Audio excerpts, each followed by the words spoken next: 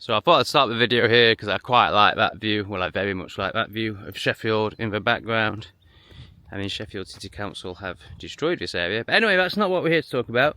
We're here to talk about fear and surrender. But we're going to wait till we're in Willow Park because I want to show you the beautiful beauty of it.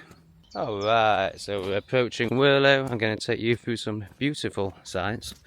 And while we do that, I'm going to talk about the spectrum between fear on one side and surrender on the other. So I took a very mean clip the other day. To be honest, it was more for my other channel where I just ridicule the external. So yes, I'm going to show you a clip now. Some of you very conscious, loving beings might find the ridicule I give this man a little bit triggering. But don't unsubscribe, don't click off.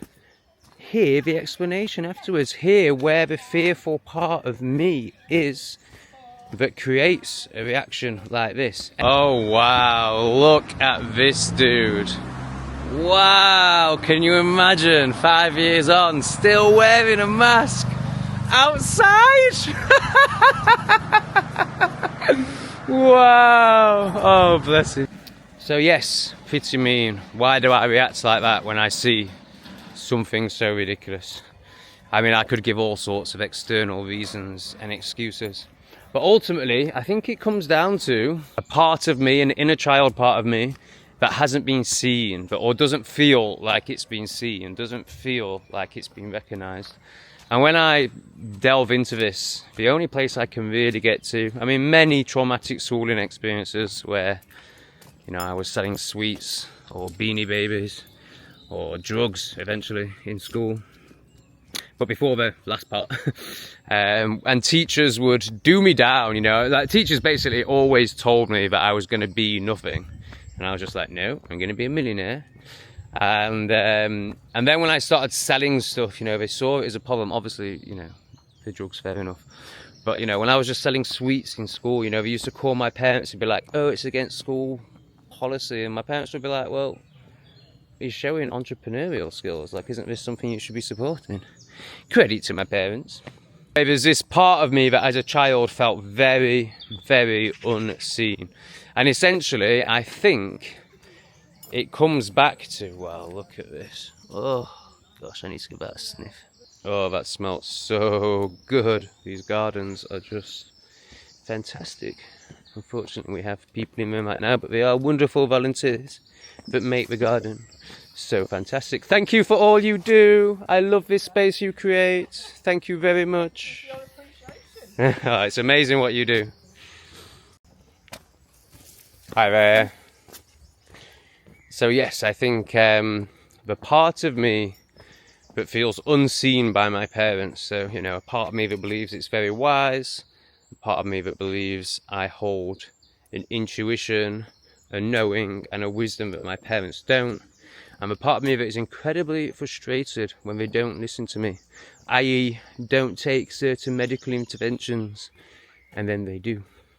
So when I see, and I, you know, I've dealt with that, I've accepted it, I'm detached from it. It's, you know, I'm at that place now where I'm just like, it's their journey, and the only way they're going to learn is harshly through the physical. You know, it's not going to be consciously, and that's fine. That's the journey they need in this lifetime. So that's where I'm at with it now.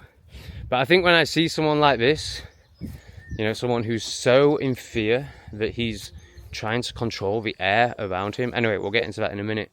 But, and don't get me wrong, my parents were not mask wearers. I mean, obviously they'd do it if they were told to do it, but, you know, they were never going to do it outside. Unless someone told them to, then they will. But yes, I think when I see people like this, living completely in fear without any intuition, it brings up those parts of me that don't feel heard by people, which essentially goes back to inner child stuff with my parents. And that's obviously not to blame my parents at all. You know, we live in a world where fucked up people bring up fucked up people. And, you know, I'm very grateful for the parents I had. They're, you know, from a mainstream perspective, they're fantastic. And, yeah, they are as amazing as they could possibly be with their current level of consciousness. Anyway, enough about me. Let's get into more juicy, spiritual, shadow worky concepts, which I hope you're all here for. But whatever you're here for, you're very welcome, even if it's just here to project and not feel themselves. Look at all these amazing volunteers. This is why Willow Park is so fantastic. Thank you guys, great job, we really appreciate it. Oh, she didn't look happy about that. Oh well, that's fine. You see, people aren't used to people appreciating things. People aren't used to people just being nice and wanting to interact out of just wanting to interact.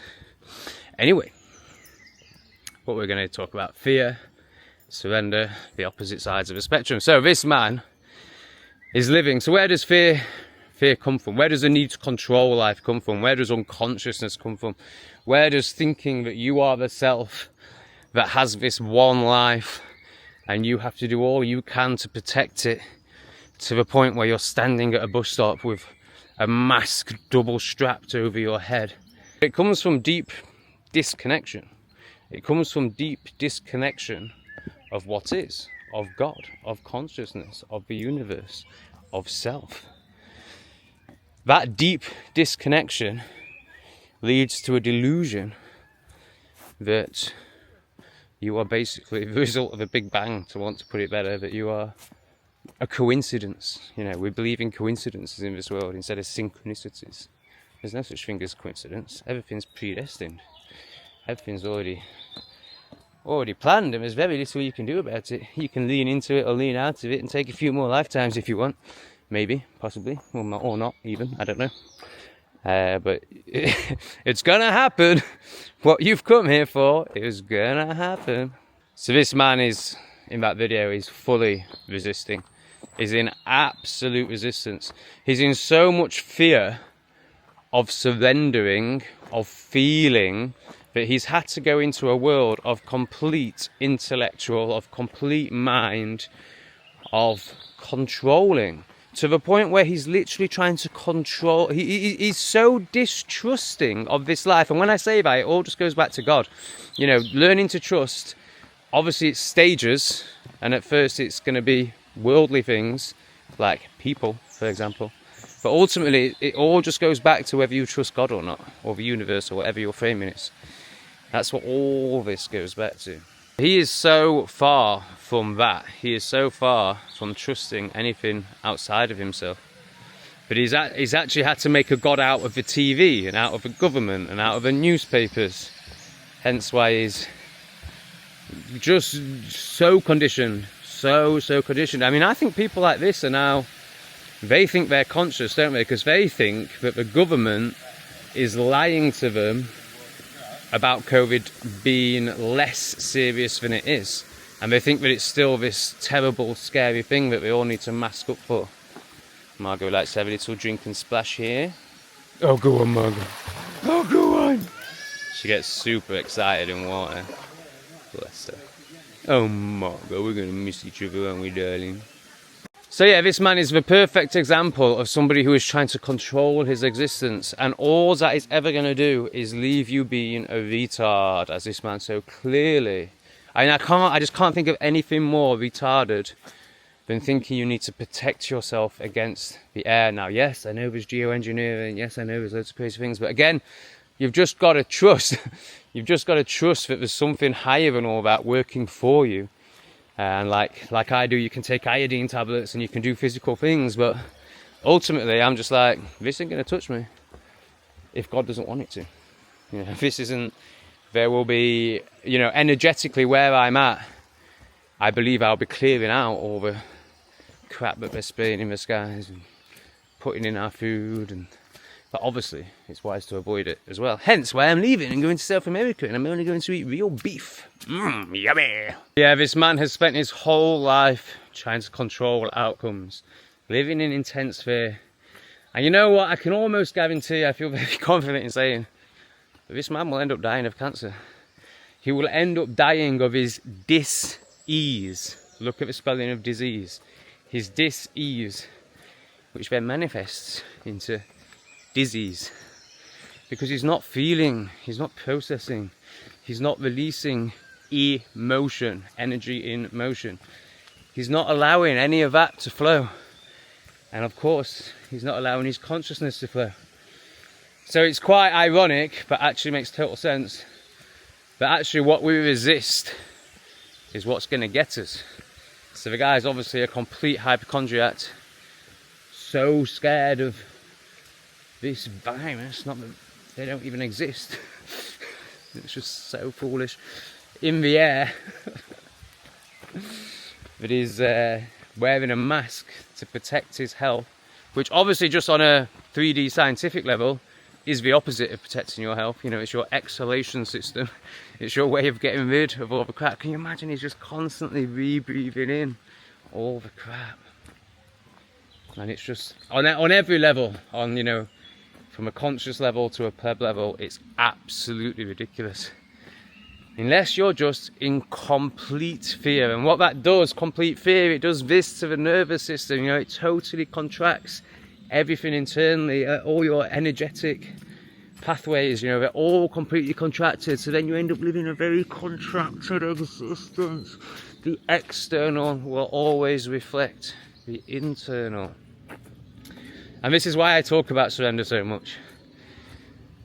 Because it's the only way to peace. It's the only way to stillness. It's the only way to stillness, which is the only way to peace, which is the only way to God. You know, you've got to remove yourself. You've got to remove your worldly attachments, your worldly desires. And you know what? When you do that, it all happens anyway. It all happens so much deeper and so much more profound. Like, I've had a fleshy, egoic story for years that I want to be a millionaire, and I was. At 30, 9 years ago, I made it. And then the universe decided that I needed a much deeper journey, so I lost it all over the next decade. But actually, the reason I wanted to be a millionaire was because I wanted to be seen. I wanted people to love me romantically and, you know, community friendship-wise.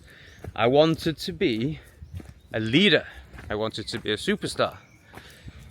And it's only through, and because I didn't surrender and therefore have self-belief and self-worth and all that, I was trying to do it physically. I was trying to do it through money. And like the community centre that I created, spent 150 grand on it. It was basically spiritual bypassing. It was me cheating. It was me trying to be a spiritual leader through my money. I didn't have the wisdom. I hadn't done enough shadow work. I wasn't compassionate enough for people. But I did have a float tank and a sauna and a dance studio and 17 therapy rooms and cabins that you could live in. But actually, all that did was expose me. All that did was put me on a pedestal for others. Others would see this guy with this fantastic building who had obviously made it in the mainstream world and the spiritual world from the spiritual ego point of view, which is 90% of the spiritual world. And then they would have certain expectations attached to that. So I'd put myself in this leadership position, which I wasn't ready for. They would also confirm that through everything they saw and the way I spoke. You know, I had the lingo to make a good first impression. But then they would pedestal me and expect me to be the guru. Which obviously, even when you become the guru, and I'm not talking about myself, obviously, I'm talking about Osho or someone like that. You know, you're still going to have your worldly attachments. So Osho was well into sex. And of course, people would project onto that and make him, would try and bring him down because of that, because they expect the guru to be polished. So even when you are an actual, for want of a better word, guru, you're still not going to be the guru that people expect you to be in their eyes. But I wasn't even that. It's a beautiful pun. I wasn't even that. In fact, these roots are even better. I love these roots. You know, I was very egoic, very shadowy. Look at these roots. Wow. I'm just going to have to take them in for a minute. Anyway, so it all failed. And I needed that. You know, I needed to try and do it through control. I needed to try and do it through creating, through money, through physical things, to realise that it's futile and to surrender more. And it was only through the pain of losing that I would surrender, because I had to, like, I didn't have anywhere else to go. So, you know, I'm not coming as this like, oh, look at me, I'm just so good at surrendering and now I'm so enlightened. No. I'm coming from a place of, I didn't listen. I didn't listen to the universe enough. And therefore I've had some brutal lessons, some brutal losses. Because the universe had a plan for me and I wasn't aligning with it, so it just forced it upon me. Anyway, so now it seems that actually, you know, I'm not saying I'm not loved.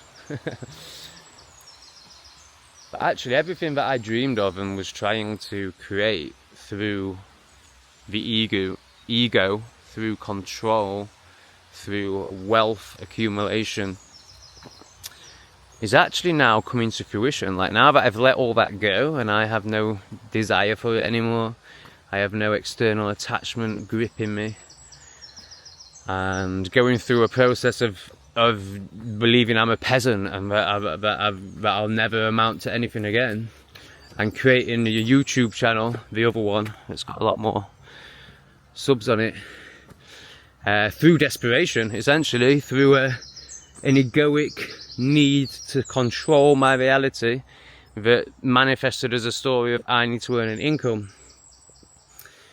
Well, through doing that, I've really been seen, and I've sort of healed this, or felt and transmuted and acknowledged and loved this energetic attachment within me to these worldly things. Let's just call it money, but obviously it's, you know, many other things. That actually, you know, it was never about money, it was about being seen, it was about having a following, if you like. And it was only through letting go of all that and surrendering to a greater purpose, to a, not even that, just surrendering to silence and peace and what is. But actually now that's all starting to happen. You know, I'm getting people emailing me, asking me for therapy sessions, shadow work sessions is what they really are. I'm facilitating plant medicine ceremonies. I'm running men's groups. I'm getting paid for it. I'm getting people watching me online, and I'm getting paid for that too. So it's like it's all coming back now.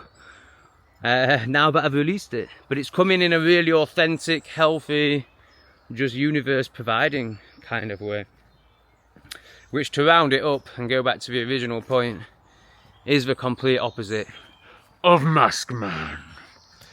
And you know, I just use him as an example to illustrate the point. It's not about him. You know, it's like when I talk about my parents and they take it personally, I get people in the comments like, oh, you're so mean about your parents. Like, it's not even about them. It's about the archetype and the energy that they hold. And obviously I have to speak into it on a 3D fleshy level for people to know what I'm yamming on about, like. So I think that's it for this video. Let me know what you think of the beauty that I've shown you. Willow Park, Sheffield. This is Winfell Gardens next to it. There's like these gardens, then a woods. Actually, there's a farm, then these gardens, then a woods, then the park. It's just stunning. You can walk through it all. It's part of a Sheffield round walk. It is just fantastic. So yes, please do support the video by leaving me a comment, liking, and make sure you subscribe to the channel. And do consider sharing this content with somebody that you feel might benefit from it. Alright, thank you very much. I'll see you very soon. Oh, go on, Margaret. Oh, go on. She gets super excited in water.